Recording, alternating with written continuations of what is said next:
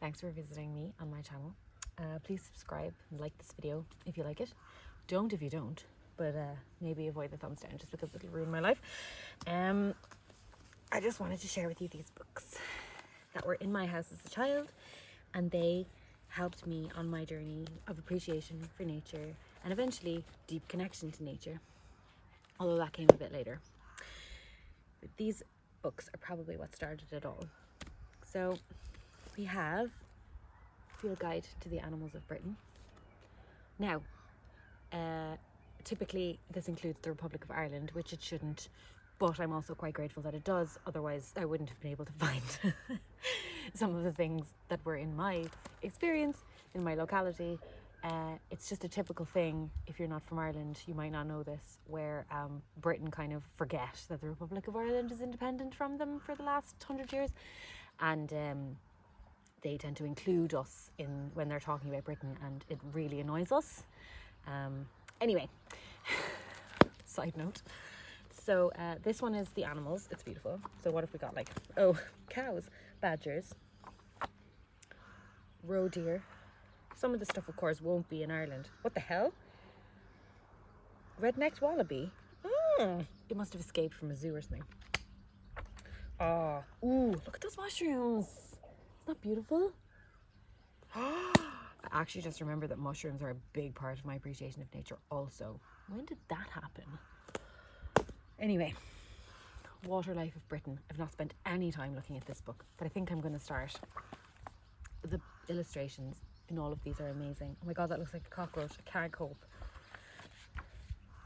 Ooh, there's a really beautiful picture that I saw in here earlier. There was a few. Look at all the shells. I mean, come on. It's beautiful. More shells. Yes. Razor shells. What the hell is that? A fan mussel. Well, I never heard of one of them. Oh. Ooh. Dolphins and porpoises? Yeah. So cool. Anyway, salt water and fresh water in here. Then we have the trees and shrubs, which is also lovely. I mean, the pictures in here are amazing. I've never found a tree or shrub that I haven't been able to identify in this book. Do you know what I mean? Same with the same with this one, the wildflowers.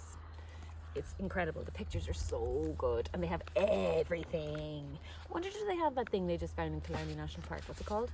The yellow bird's nest. Let me check. This is interesting. They just found a plant in Killarney National Park that hasn't been seen since 1860 something or 1880 something. I can't remember. But it's pretty exciting and pretty promising, or what you call it, pretty encouraging. State of the ecosystem in there, although I don't think it's great. But anyway, that's another thing. Yellow, not here. There you go. Maybe it's just under bird's nest. Yes, bird's nest, yellow. Amazing. 219? Yes, 219.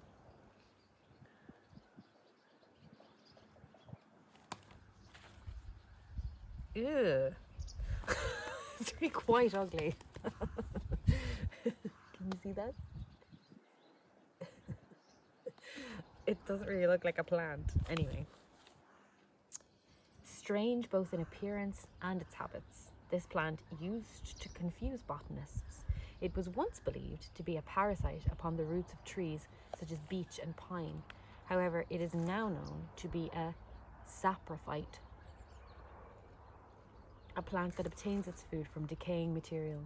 In this case, is there a bird in there? Oh no, it's just a leaf. In this case, the thick layer of rotting vegetable matter that covers the woodland floor. The roots of the plant are surrounded by a mass of fungal threads, which helps them to absorb their nutrients. Well, I believe all roots of plants are surrounded by fungal threads these days. Mycelium, no? Fungal threads. Who do they think we are? Philistines? Yellowbird's nest has none of the green pigment chlorophyll, with which most plants manufacture their food using the sun's light. It's found growing in the darkest parts of a wood, where little light penetrates. That's kind of cool. The stout fleshy stems are pale yellow, turning brown in the autumn.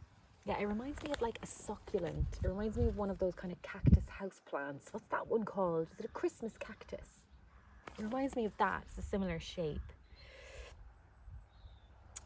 The plant's generic name, Monotropa, is derived from two Greek words meaning single and to turn, referring to the way in which the top of the stem is turned to one side. The species name means under pine, indicating the plant's most favoured habitat. The common name was inspired by the tangle of short, fleshy, branched roots, which bears some resemblance to a bird's nest. Fair enough. Anyway, delighted to find it in there. That just proves my point. That's like the rarest plant in Ireland, probably. And I just found it. Anyway, is that everything? I think that's all of them. So, for me, yes, the love of nature definitely started with like caterpillars, using this book to identify caterpillars, find their feeder plant, keeping them at home in a container with their plant and a stick to hang off when they eventually pupated, and watching that process and just being amazed and just delighted to let this beautiful butterfly fly out of the house. It was just an amazing experience, gorgeous for children. I would encourage you to do it with your kids if you have them. I've done it with mine. It's so fun. It's just like, and it's so simple and so gorgeous, and if you do it right, nobody dies, and it's just great.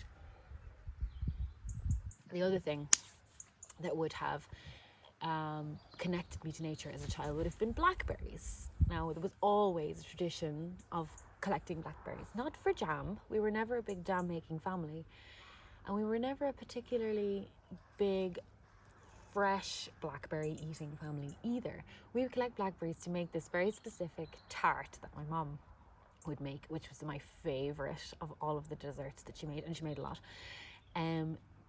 I think it's a French recipe, and it traditionally even made with blueberries, but we used to do it with the fresh blackberries that we had picked. And it's like a pastry, short crust pastry case with the blackberries scattered inside, and then poured over the blackberries was this lovely kind of like almost super rich and sweet pancake batter that would sort of like puff up and be really creamy and gooey in the middle. Oh, it was amazing. I can remember having it like as my birthday cake for numerous years. So blackberries, yeah, and that's still a thing. We still go picking blackberries, but I still don't make blackberry jam, but I do make that tart. And then the other one was gathering mushrooms, particularly chanterelles. That was my mom's thing. She would want to go and pick chanterelles when I was a kid, and we would do that. And there was just that lovely feeling of like, you're walking through the forest, you're like, there's nothing, I can't see any, there's no mushrooms, and then you see one, or someone points one out to you, and you're like, oh yeah, there is one there. And then next thing, your eyes are opened, and you look everywhere.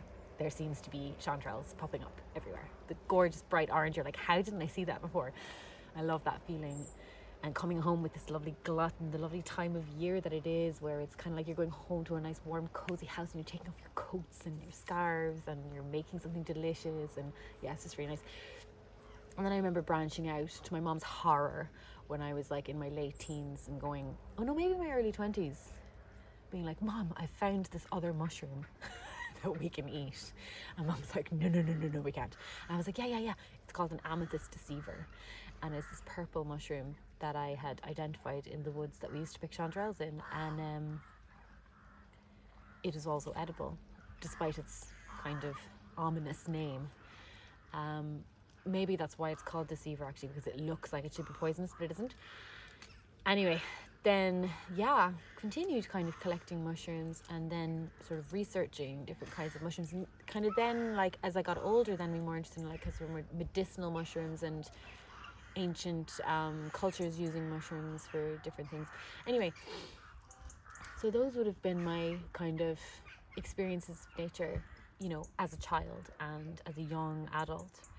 And it was always very much like me outside of nature, me going to pick nature, or me going to watch nature, or me going to catch nature, or me going to help nature.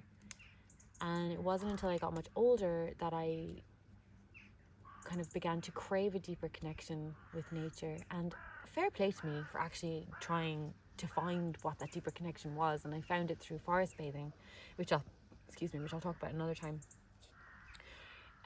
Where I basically learned to kind of open up all of my senses and just be more present in the forest and in nature than I ever had been before, even though I would have said that I was, when I went for a walk, it was almost like a meditation, I would say, but it wasn't. And now still I go for walks, most days, and it's not the same feeling, it's not the same connection, but I know I can get there if I need to. And it has changed my sort of fundamental feeling of place in the universe. I no longer see myself as something outside of nature. I see myself as a part of nature. Nature is us. It's not just something we live in or something we visit. We are it. There's no getting away from that. We are absolutely nature. And therefore, our connection with all of things in nature, all animals, all plants, all fungi, we have a connection to them that we maybe don't acknowledge enough, I think. We are all basically from the same place. We're all related in a way, all life is. It can get pretty deep and philosophical in my head about these things. And I think that's good. More of that, I think. So I hope you've enjoyed me chatting about this particular topic. My kind of beginnings with appreciating nature. It's starting to rain, which is just perfect. And I'll be back with another video like this, probably talking about another aspect of deepening my connection to nature. It's going to get deeper as we go along. This has been very, very shallow.